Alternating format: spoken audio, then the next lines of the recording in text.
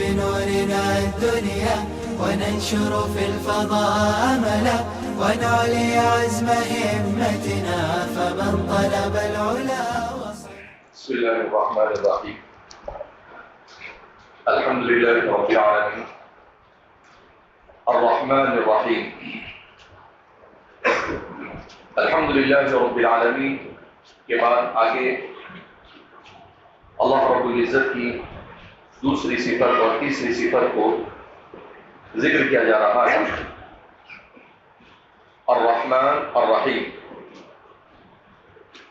جس کی تفسیر کرتے ہوئے امام جلال الدین محلی فرماتے ہیں ای ذی الرحمتی، کہ اللہ رب العزت کو رحمان اور رحیم کہا جا رہا ہے کہ اللہ رب العزت گویا رحمت کثیرہ کا مالک، اللہ رب العزت رحمت کثیرہ کا مالک۔ اب مصنف نے ذی الرحمہ کیوں کہا؟ اس کا رحمان اور رحیم کا معنی عام ہے، تو اس کی وجہ یہ ہے کہ مصنف دفع دخل مقدر کر رہے ہیں۔ جیسا کہ میں نے کہا کہ جلالین کی سب سے بڑی خصوصیت یہ ہے کہ وہ اغراض جلالین کے ذریعے سے قرآن کریم کی تفسیر میں جو صحیح رجحان ہے اسے بیان کرتے ہیں، راجح رجحان۔ تو ذی الرحمہ اس لیے بیان کیا کہ جب رحمت کا معنی انسان کے ذہن میں آتا ہے تو انسان کا ذہن مبادرت کرتا ہے اس بات کی طرف کہ رحیم ہے، یعنی جس کا دل نرم ہوتا ہے۔ اور جہاں انسان کے ذہن میں دل نرم ہوتا ہے یہ بات آئے تو اللہ کی جسمیت کی طرف ذہن منتقل ہوتا ہے جسمیت کی طرف، کہ اللہ کو بھی علیاذ باللہ دل ہے، وہ نرم ہو رہا ہے تو وہ رحمان ہو رہا ہے، وہ رحیم ہو رہا ہے۔ مصنف نے اس کو ختم کیا، کہا ذی الرحمتی، رحمت والا ہے، یعنی رحمت کا وہ مالک ہے۔ کسی چیز کو دیکھ کر متاثر ہو کر اس میں رحمت نہیں پیدا ہوتی ہے، تو خالق اور مخلوق کی رحمت میں فرق بیان کرنا ہے کہ مخلوق کی رحمت کیا ہوتی ہے۔ مخلوق میں رحم دلی، جب وہ کسی کو یتیم کو دیکھتا ہے تو دل نرم ہو جاتا ہے، کسی مصیبت زدہ کو دیکھتا ہے تو دل نرم ہو جاتا ہے، اس پر رحم کرتا ہے، کسی پریشان حال کو دیکھتا ہے تو دل نرم ہو جاتا ہے۔ کہا اللہ کا ایسا نہیں ہے، جو رحمت وہ تو خود رحمت کا مالک ہے۔ اسی لیے حدیث پاک میں نبی کریم صلی اللہ علیہ وسلم کا ارشاد مبارک ہے کہ اللہ رب العزت نے ایک روایت میں 100 اور ایک روایت میں 70 رحمتوں کا وہ مالک ہے، جس میں سے ایک کو اپنی مخلوق میں تقسیم کیا اور باقی 79 69 یا 99 اس نے اپنے پاس رکھی۔ کہا اسی ایک رحمت کی وجہ سے ماں باپ اپنی اولاد پر رحم کر کر ان کی پرورش کرتے ہیں، یہاں تک کہ حدیث میں اللہ کے رسول صلی اللہ علیہ وسلم نے ارشاد فرمایا کہ گونگا جانور بھی ماں اپنے بچے کے اوپر پاؤں نہیں رکھتی، اسی ایک رحمت کا کرشمہ ہے۔ اب کہا جو ذات ایسی 69 اور 99 رحمت کی مالک ہوگی اس ذات کی رحمت کا کیا کہنا۔ تو اللہ رحمت والا ہے، یہ معنی بیان کر کر مخلوقیت اور جسدیت کے اعتبار سے جو رحم کے معنی کی طرف ذہن مبادرت کر رہا تھا اس کو روکنے کے لیے مصنف نے کہا ای ذی الرحمہ۔ اب انہوں نے ذی الرحمہ کہہ دیا، اب ہمارا کام ہے ہم سمجھے کہ بھائی ذی الرحمہ کا مطلب کیا ہوتا ہے، تو اسی کو بیان کر رہے ہیں ای ذی الرحمتی۔ اب ذی الرحمہ کا کیا مطلب ہے، الرحمہ کا کیا مطلب ہے؟ کہا وہی ارادۃ الخیر لأہلہ، وہی ارادۃ الخیر لأہلہ۔ سبحان اللہ۔ فرماتے ہیں کہ اور وہ کہا جاتا ہے، رحمت کہا جاتا ہے، رحمت کی تعریف کر رہے ہیں کہ رحمت کہا جاتا ہے جس کے لیے جو خیر کا اہل ہے اس کے لیے خیر کا قصد اور ارادہ کرنا، جو خیر کا اہل ہے، جو بھلائی کا اہل ہے، جو بھلائی کا مستحق ہے، اس کے لیے رحمت کا ارادہ کرنا، یہ رحمت، اس کے لیے بھلائی کا ارادہ کرنا، کیا ہے یہ رحمت؟ کیا مطلب؟ اب سوال پیدا ہوتا ہے، جب اللہ اتنا رحمان ہے، 99 رحمت کا مالک، 69 رحمت کا مالک، تو کتنا سے رہے گا؟ کچھ کرو نہیں کرو کچھ فرق پڑے گا نہیں، ٹینشن لینے کا، نماز نہیں بھی پڑھو تو چلے گا، عبادت نہیں بھی کرو تو چلے گا، سوتے رہو تب بھی چلے، کیوں؟ رحمان و رحیم۔ حکیم الامت مجدد ملت حضرت تھانوی رحمۃ اللہ علیہ فرماتے ہیں کہ شیطان انسان کے دل میں، مولوی کے دل میں، عالم کے دل میں وسوسہ ڈالتا ہے، ارے اللہ تو بہت رحم والا ہے، گناہ کر لینا معاف کر دے۔ تو کہا کہ یہ شیطان کا جھانسا ہے کہ اللہ کی رحمت کا آئینہ دکھا کر انسان کو گناہ کی طرف گھسیٹ لے۔ کہا کہ نہیں، کبھی اس کے جھانسے میں آنا نہیں۔ کہا جب آپ کو وہ ایسا کہے تو اس وقت تو فوراً آپ کہنا وہ جبار بھی ہے، وہ قہار بھی ہے، وہ عزیز ذو انتقام بھی ہے، وہ غالب بھی ہے، تو اس کے صفت جلال کا تصور کر لینا، تو پھر اس کے جھانسے میں آپ آؤ گے۔ مصنف نے بڑا زبردست کارنامہ انجام کہا، وہی ارادۃ الخیر لاہلہ، جو مستحق ہے رحمت کا اس کے لیے بھلائی کا ارادہ کرنا، اسے رحمت کہا جاتا ہے۔ کیا مطلب؟ دنیا کا نظام اور آخرت میں بھی فیصلہ اللہ رب العزت کے یہاں پر ہوگا، وہ دو چیزوں سے، اما عدل و اما فضل و رحمت، یا تو اللہ بندے کے ساتھ عدل سے کام لیتا ہے، یا اللہ بندے کے ساتھ فضل اور رحمت سے کام لیتا ہے۔ اللہ جس کو دیکھتا ہے کہ یہ اہل رحمت ہے، اہل فضل ہے، اس پر اللہ کا فضل اور اس کی رحمت نازل ہوتی ہے، اور جس بندے میں اس کی اہلیت نہیں ہوتی ہے، کیا مطلب؟ اس کو کوئی فکر ہی نہیں، اس کو کوئی توجہ ہی نہیں، اس کو اللہ کی طرف کوئی میلہ ہی نہیں ہے، تو پھر وہ اس بات کا مستحق نہیں ہے کہ اللہ کی رحمت اس کی طرف متوجہ ہو۔ کتنا زبردست کہا اللہ کی رحمت کو متوجہ کرنے کے لیے اپنے آپ کو اس کا اہل بنانا پڑے گا۔ اللہ کی رحمت کو متوجہ کرنے کے لیے اپنے آپ کو اس کا اہل بنانا پڑے گا۔ اور اس کا اہل کیسے بنو گے آپ؟ کہا اس کا اہل بنو گے آپ جب ایسے کام کرو گے جس کام کے کرنے کا اس نے حکم دیا ہے۔ آپ دعا کرو گے، آپ کوشش کرو گے، آپ محنت کرو گے، تو اللہ کہے گا ان اللہ لا یضیع اجر، کہا ہاں اب یہ بندہ میرا رحمت کا مستحق ہے، تو اس کی طرف رحمت متوجہ ہوگی، ورنہ ہر ایرے گہرے اتھے کھتے نتھے سب کی طرف اللہ کی رحمت متوجہ ہوتی نہیں ہے۔ تو مصنف نے کہا یہ بھی دماغ میں سے نکال دینا کہ ٹھیک ہے وہ ذی الرحمہ ہے، وہ رحمت کا سرچشمہ ہے، لیکن اس کا یہ مطلب ہرگز نہیں ہے کہ ارادت الخیر للجمیع نہیں، ارادت الخیر لأہلہ، ارادت الخیر للجمیع نہیں، ارادت الخیر لأہلہ، جو اس کا مستحق ہوگا اسی کی طرف رحمت۔ بعض مفکرین نے یہاں پر بڑی اچھی بات بیان کی ہے، وہ کہتے ہیں کہ ہمارے زمانے کا ایک نظریہ جس کو کہا جاتا ہے دیزم، نئی خدا پرستی، کیا کہتے ہیں اس کو؟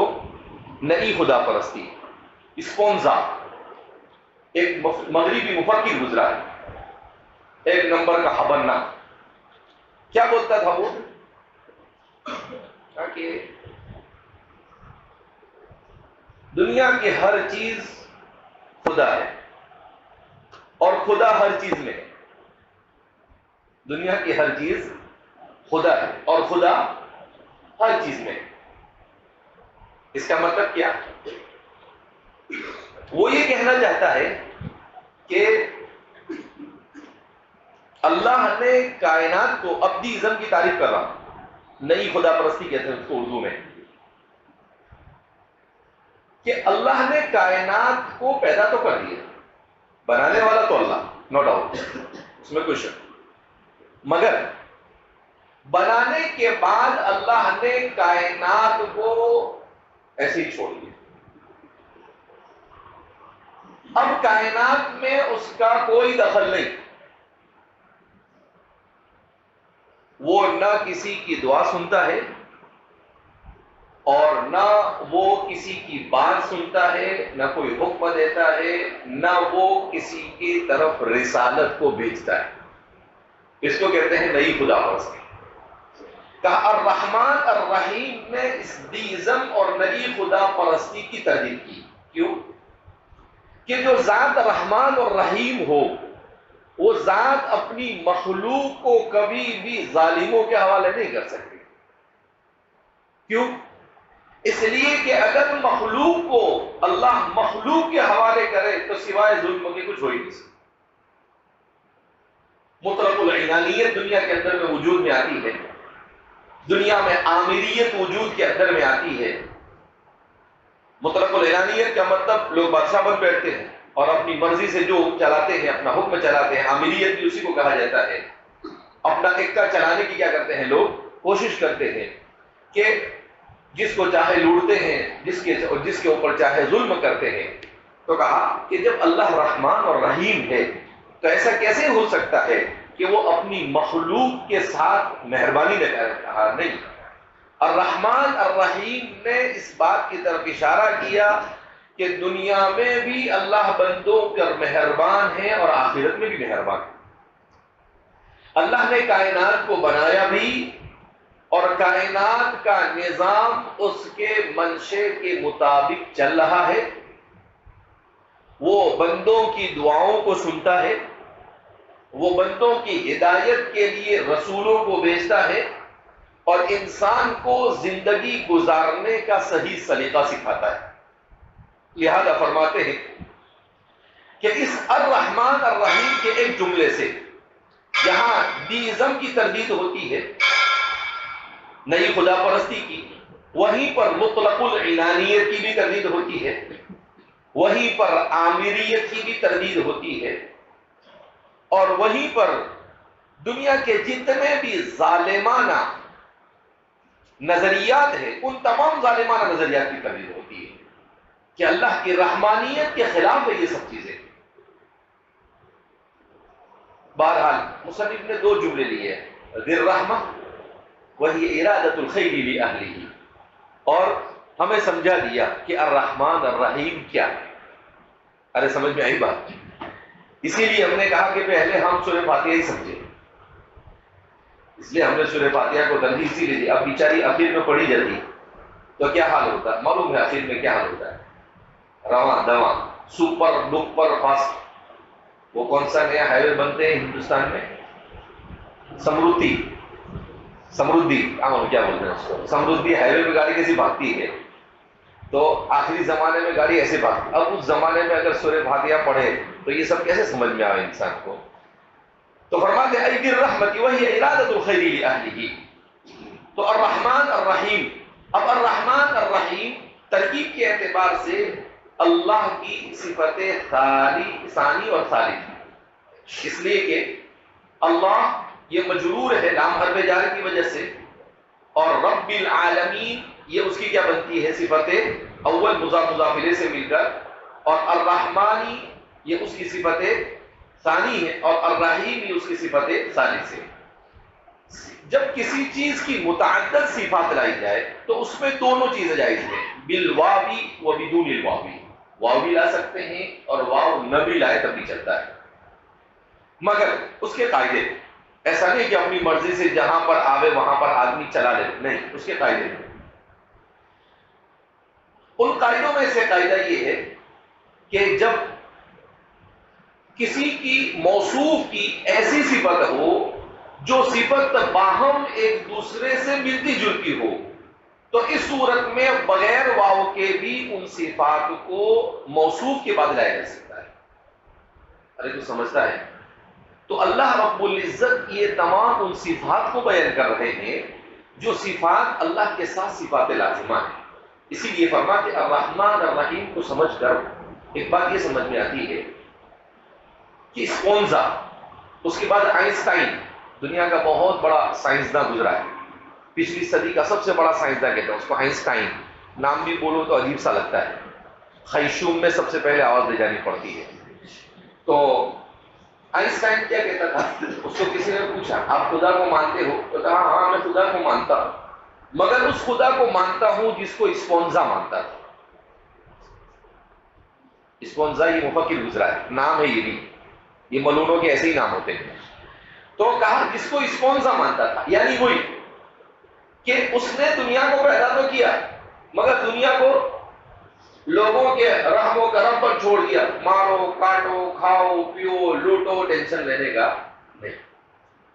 اس سے ایک بات کی طرف اشارہ کیا ہمارے کہ ان لوگوں سے غلطی کہاں ہوگی.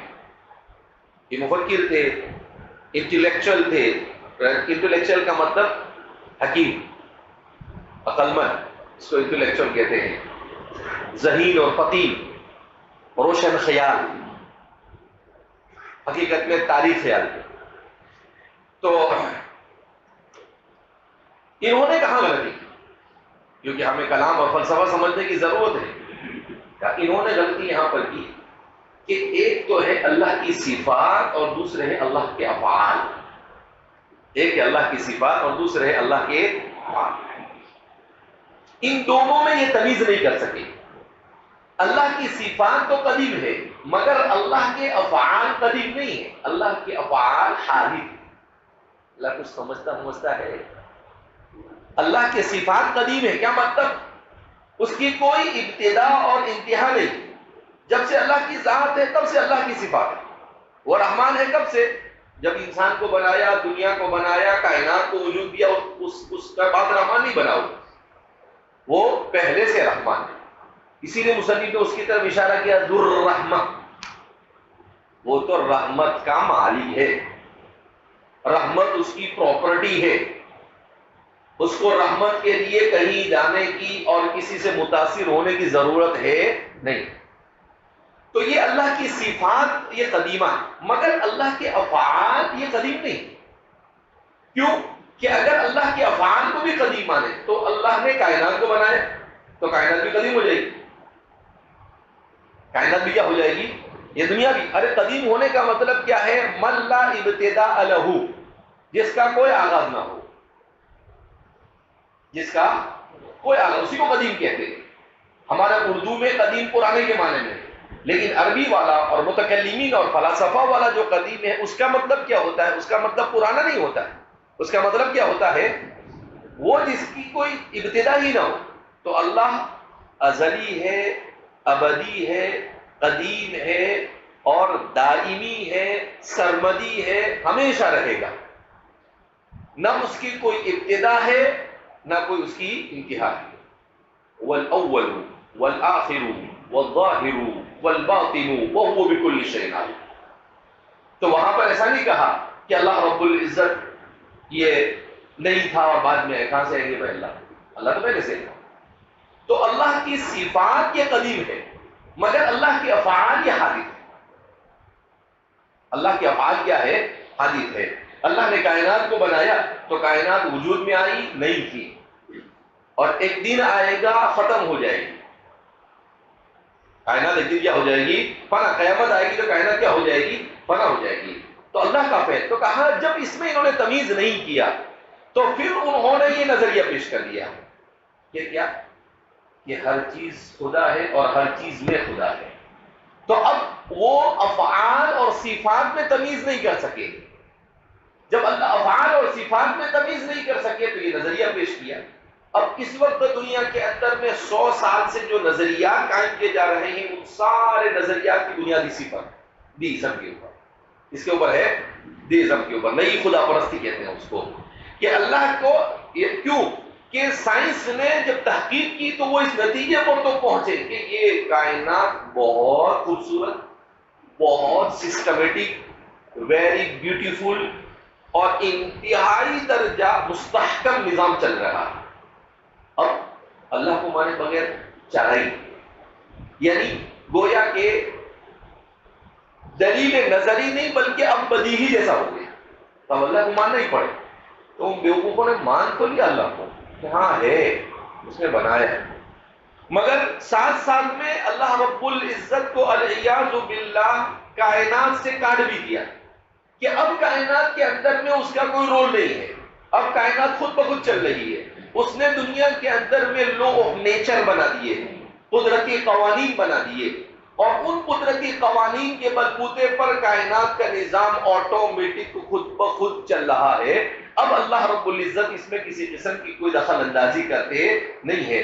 تو قرآن کریم کی یہ آیات کریمہ ایک ایک صفت لا کر اللہ رب العزت اس طرح کے تمام نظریات کو، اسی لیے قرآن، حدیث، تفسیر، فقہ کو اس طرح سے پڑھنا کہ ہمارے زمانے کے مسائل کا ہمیں ریئلائز ہو، ہمیں اس کا پتہ چلے کہ بھئی یہ صرف صحابہ کے لیے نہیں تھی، یہ صرف تابعین اور تبع تابعین کے لیے نہیں تھی، یہ ہمارے لیے بھی ہے کہ ہمارے زمانے کے مسئلے سے بھی بحث کرتا ہے اور ہمارے زمانے کے مسئلوں کا حل بھی کیا کرتا ہے، بیان کرتا ہے اس انداز میں۔ تو اس کا طریقہ یہ ہے کہ قرآن کی ان آیتوں سے ان چیزوں کی تردید ہو، اس کا طریقہ یہ نہیں کہ سائنس کو پوری قرآن سے کیا کرے، ثابت کرے۔ جیسے ہمارے اس زمانے کے جو جدید قسم کے داعی ہیں، نیچر پرست داعی کہیں گے کو، نیم نیچری اور نیچری داعی ہے، تو وہ کیا ہے، ہر چیز کو قرآن کریم سے ثابت کرنے کو کانتا رتقا ففتقناہما، کہا کائنات رتق تھی پھر ہم نے اس کو فتح کیا، کہا دیکھو بگ بونگ کا نظریہ ثابت، تمہارے باپ نے بولا بگ بونگ کا نظریہ ثابت ہوگا، ایسے کیسے بگ بونگ کا نظریہ ثابت ہوگا؟ کہا دیکھو قرآن کیا کہتا ہے، کانتا رتقا، کہا یہ سب ایک تھے، ففتقناہما، پھر ہم نے ان کو پھاڑ دیا، او دھماکہ ہوا اور کائنات بن گئی۔